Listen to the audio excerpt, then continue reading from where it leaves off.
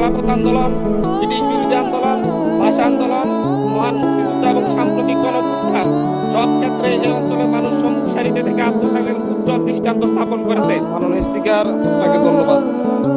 মাননীয় স্পিকার, বৃহত্তর নোয়াখালী তথা নোয়াখালী লক্ষ্মীপুর ফেনী অঞ্চল মেঘনা নদীর তীরবর্তী এবং বঙ্গোপসাগরের কোল ঘেঁষা একটি গুরুত্বপূর্ণ উপকূলীয় অঞ্চল। ভৌগোলিক অবস্থান, সমৃদ্ধ ইতিহাস, সাংস্কৃতিক বৈচিত্র্য কারণে এই অঞ্চলে রয়েছে স্বতন্ত্র মর্যাদা ও পরিস্থিতি।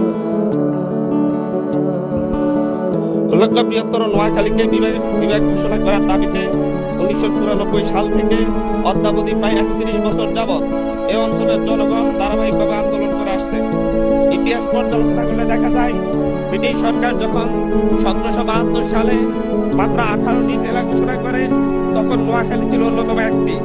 এবং ব্রিটিশ শাসনামলে ঐতিহাসিক বাস্তবতা এবং আঞ্চলিক গুরুত্বপূর্ণতার কারণে এই অঞ্চলে একটি বড় বিমান ঘাঁটিও নির্মাণ করা হয়েছিল।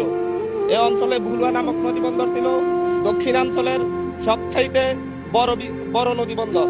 কিন্তু বর্তমানে এই অঞ্চলের জনগণ সবসময় দেশের গুরুত্বপূর্ণ আন্দোলন সংগ্রামে অগ্রণী ভূমিকা পালন করে। খেলাফত আন্দোলন, ব্রিটিশ বিরোধী আন্দোলন, ভাষা আন্দোলন, মহান মুক্তিযুদ্ধ এবং সাম্প্রতিক গণঅভ্যুত্থান সব ক্ষেত্রে এই অঞ্চলের মানুষ সম্মুখ সারিতে থেকে আত্মত্যাগের উজ্জ্বল দৃষ্টান্ত স্থাপন করেছে। দুঃখজনক হলেও সত্য, রাজনৈতিক নানা কারণে দীর্ঘদিন ধরে এই অঞ্চলটি উন্নয়ন ও প্রশাসনিক দিক থেকে বঞ্চিত হয়ে আসছে। ফলে এখানকার জনগণ বৈষম্যের শিকার। অথচ এই অঞ্চলের বীরশ্রেষ্ঠ রুহুল আমিন, ভাষা শহীদ সালাম, শহীদ সার্জেন্ট জহুরুল হক, প্রখ্যাত চলচ্চিত্রকার নির্মাতা শহীদ জহির রায়হান, বিশিষ্ট বুদ্ধিজীবী শহীদ মুনীর চৌধুরী এবং সাবেক 3 বারের প্রধানমন্ত্রী আপসীন নেত্রী বেগম খালেদা জিয়ার মতো কৃতি সন্তানের জন্ম দিয়েছে এই অঞ্চলটি। এমত অবস্থায় বৃহত্তর নোয়াখালীর সামগ্রিক উন্নয়ন এবং মাননীয় সদস্য